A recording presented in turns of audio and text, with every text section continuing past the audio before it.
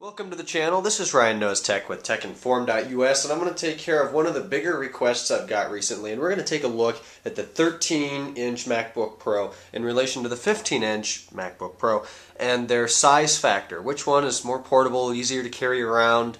Obviously the 13, how much? Is it worth getting the 15 over the 13 if, say, maybe you need to carry it to work or school or on the go? Or we're really going to try to break that down a little bit for you and help you decide which MacBook Pro is going to be better for what you need.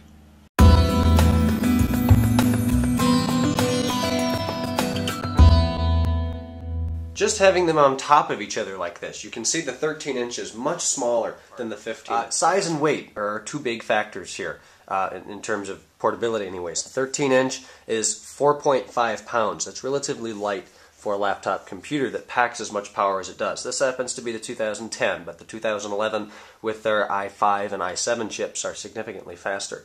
The 15-inch below it is a 2011, and it's 5.6 pounds, so it's 1.2 pounds more. That's not bad, but you do notice it.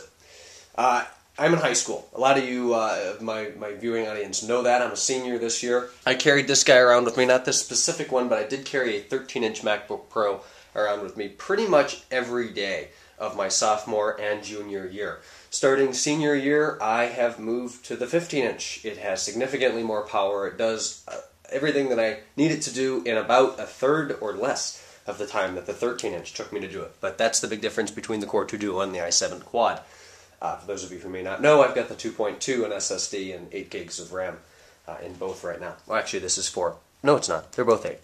Beg my pardon. But being used to carrying the 13-inch and moving to the 15-inch is a noticeable difference. Not only the size, it makes your backpack feel a little bit more bulky. You can't carry as many books or papers or whatever you need to carry in there. The weight is the biggest factor here. And to be perfectly honest, it is nowhere near as bad as I thought it was going to be. I figured the thing would be falling off my back after standing up for 5 minutes in between hauls. And quite honestly, it's really not that bad. If you've got to stand up with it for more than 10 minutes, you're going to have to take it off and put it on the floor. And unless you're walking and stuff, then it'd probably be okay. But it does get tiring. If you need to carry around between many classes in a day, it is possible your 13-inch is going to be a little bit better. But if you're really concerned about the 15-inch being simply too large to carry around with you between campuses, classes, traveling in an airplane, stuff like that, don't be. It's not as bad as I thought. The weight is not a big factor, and neither is the physical size, is it being this much more square, I guess, than the 13-inch. You notice it, yes, but it is not an incredible burden. Getting the portability factor, a lot of application from the Finder, and you have to go to Finder, Application, select all the application you want, and then click on Open, and you can open all the application together, and we can see how much time does it need. Open. So now it's opening all the apps, and this is just a great feature of the Mac OS X 10, and basically with the same hardware on a Windows environment you're not gonna be able to open all this application together because it's just will lock your computer. And even with this slow hardware, the Mac manages to open all the application. It takes a while, but it's fine actually. Then after this session, we will see how to shut down the computer, and then all this test with the SSD. So here we have the shutting down of the laptop. It doesn't take much time. And then in the first segment we will see, actually, after the upgrade of the 16 gigs of RAM and the Corsair Neutron GTX SSD, how it improves the performance.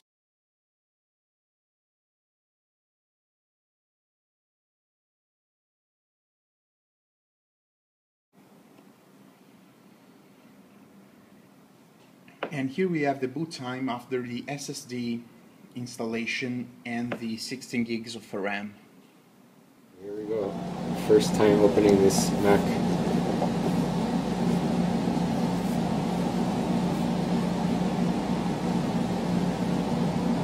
like to be gentle with my new gear, take my time to process all the goodies inside. Power cable and power cable, yeah, both. So that's what comes in inside the box. I'll show it to you right now. This is the baby. See, you can see it. Oh man, we're delicate. Alright, so there it is. I'm gonna put it down.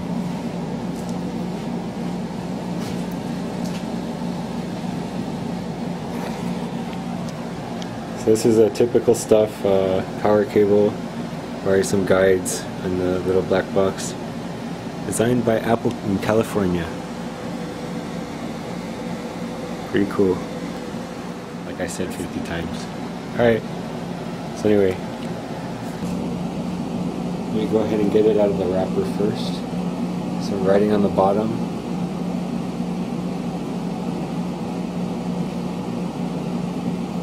if I can figure out how this all comes out. Pretty sure this goes down. Open the sticker, pull up, slide out hopefully. Slides out. Okay.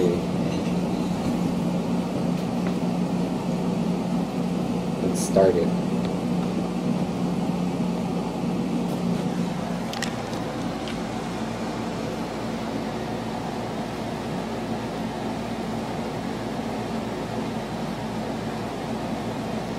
I'm going to open it now. Of course, it has the HDMI, 2 Thunderbolts, and earphones on this side. This side has the HDMI, USB 3.0 most likely, and I think that's a card slot. I'm not sure. I think I said there was USB on this side. Yes, and no HDMI on this side. My bad.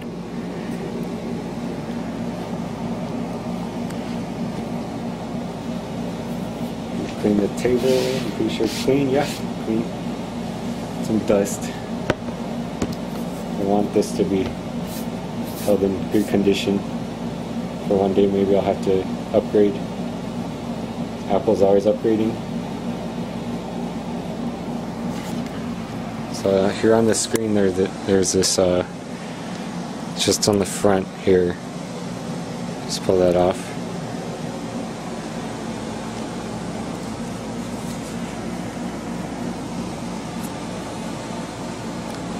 So this is my MacBook Pro. Dun -dun -dun. Yeah. Oh, and there's my image. Hi, Richard. So anyway, let's start it.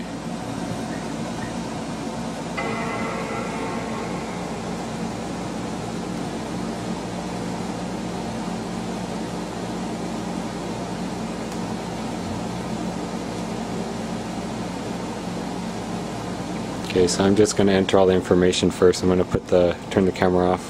I'll put it to the side for a second. To use English for the main language, press the return key. Go to the front page. Hooray! Oh look, so pretty. So pretty. Okay, so basic apps, you get all that stuff, you know. I'm sure I have to maybe update something, I'm not sure. It just came out, so hopefully, what's today? The 5th of August, 2014, yeah. So anyways, I'm gonna get started on playing this guy. It's pretty cool. Oh look, I have to delete the password.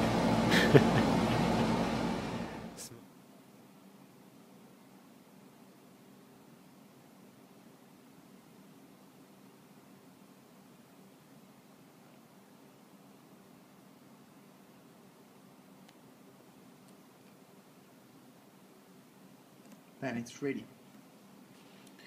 So then we can have some test more, like launching a lot of apps as I did before. So applications, and let's select the App Store, AutoCAD, Blackmagic, CCleaner, Contact, ebook reader. We can avoid the games, so we can have a complete look. iMovie, image capture, Google Chrome, GIMP, iTunes, Launchpad, maybe not the Launchpad. As for the games, they are going to cover all the screen.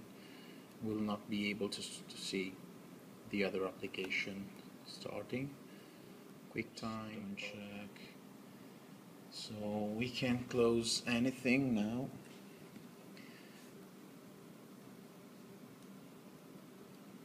Let's see. Force quit.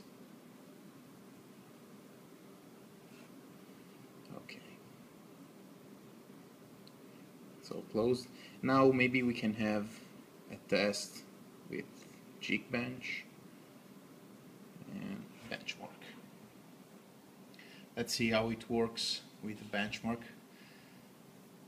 The last time I did this test, it revealed a results as the 13-inch MacBook Pro's Retina display with the i7 dual-core processor. So, and this is just an i5 dual-core processor with the 16 gigs of RAM and the 240 Neutron GTX by Corsair SSD. Original, totally stock. The system is a Mountain Lion 10.8 and it's about to finish. We can see the final score with Geekbench 2.